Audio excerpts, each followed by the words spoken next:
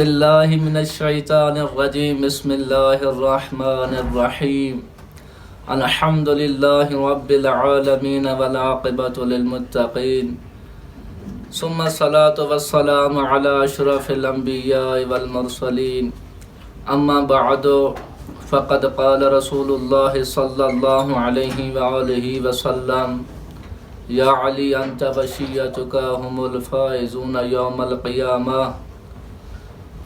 میرے محترم مکرم معظم سامعین گرامی، میں نے آپ کے سامنے رسول اعظم کی ایک حدیث بیان کی ہے جس کا ترجمہ یہ ہے۔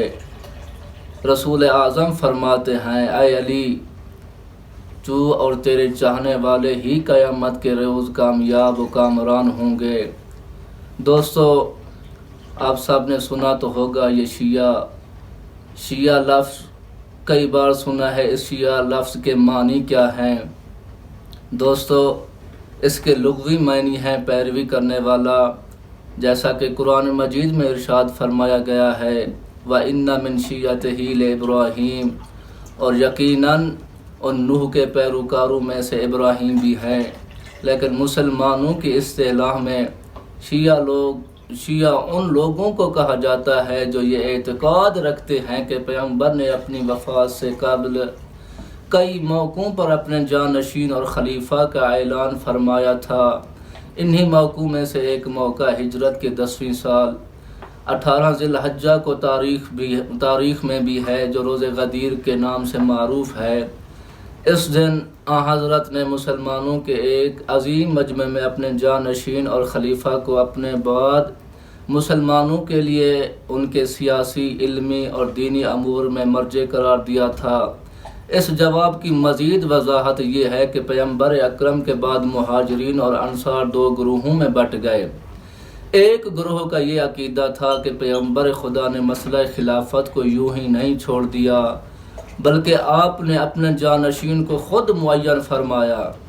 آپ کے جانشین حضرت علی ابن ابی طالب ہیں، جو سب سے پہلے پیغمبر خدا پر ایمان لائے تھے۔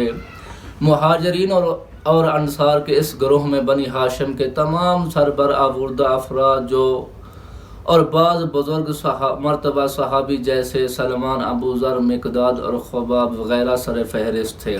مسلمانوں کا یہ گروہ اپنے عقیدے پر باقی رہا۔ یہی افراد علی کے شیعہ کہلائے۔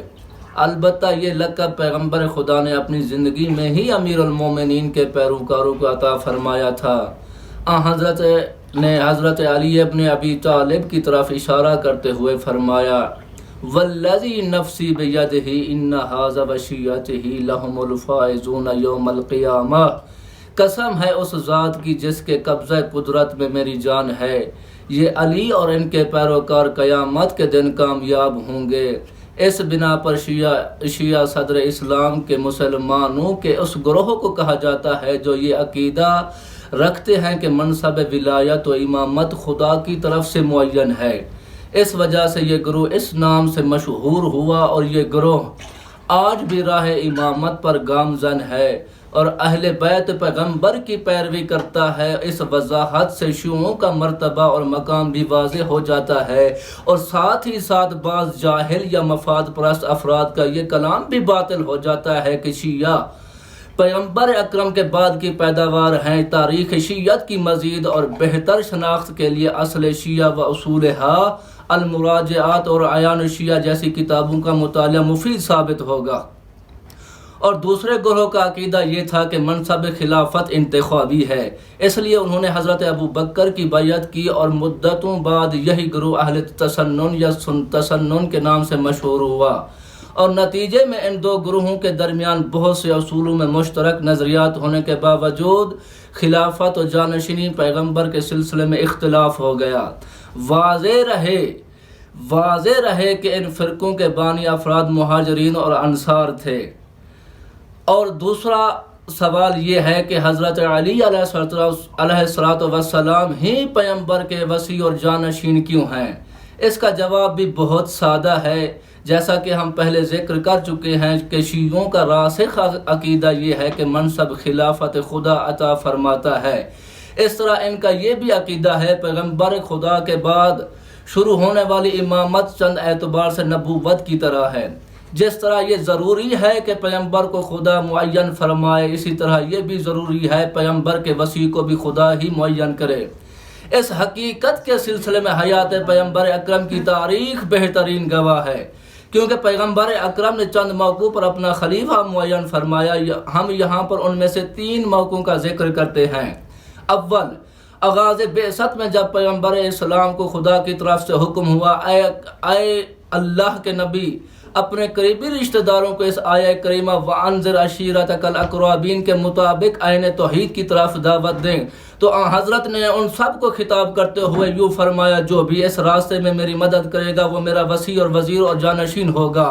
پیغمبر اکرم کے الفاظ یہ تھے، فَأَيُّكُمْ يُؤْذَرُنِي فِي هَذَا الْأَمْرِ عَلَىٰ أَن يَكُونَ أَخِي وَوَزِيرِي وَخَلِيفَتِي وَوَصِيِّي فِيكُمْ، تم میں سے کون ہے جو اس کام میں میری مدد کرے تاکہ وہی تمہارے درمیان میرا بھائی، وزیر، وصی اور جانشین قرار پائے؟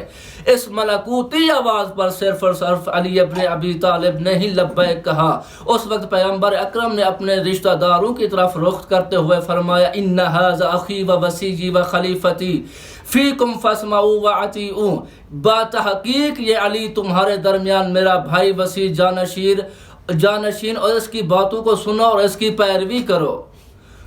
دوسرا موقع غزوہ تبوک میں پیغمبر خدا نے حضرت علی سے فرمایا، اما ترضى ان تكون مني بمنزلة هارون من موسى الا انه لا نبي بعدي، کیا تم اس بات سے خوش نہیں ہو کہ تمہاری نسبت مجھ سے ویسی ہے جیسے ہارون کو موسیٰ سے تھی، بجز اس کے کہ میرے بعد کوئی پیغمبر نہیں آئے گا؟ یعنی جس طرح ہارون حضرت موسیٰ کے بلا فاصل وصی اور جانشین تھے، اس طرح تم بھی میرے خلیفہ اور جانشین ہو۔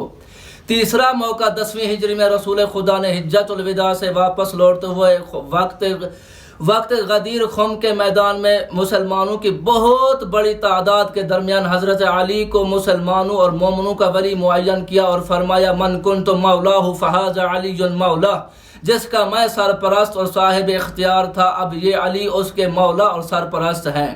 یہاں پر جو اہم اور قابل توجہ نکتہ ہے وہ یہ ہے کہ پیغمبر اسلام نے اپنے خطبے کے آغاز میں ارشاد فرمایا، الست اولیٰ بکم من انفسکم، کیا میں تمہارے نفسوں پر تم سے بڑھ کے حق نہیں رکھتا؟ اس وقت تمام مسلمانوں بے یک زبان ہو کر پیغمبر اکرم کی تصدیق کی تھی، اور لہذا یہاں پر کہنا یہ ضروری ہے کہ حضرت کی اس حدیث کی روح سے جو برتری اور اختیار تام رسول کو حاصل تھا، وہی برتری اور اختیار کامل علی کو حاصل ہے۔ والسلام علیکم ورحمۃ اللہ وبرکاتہ۔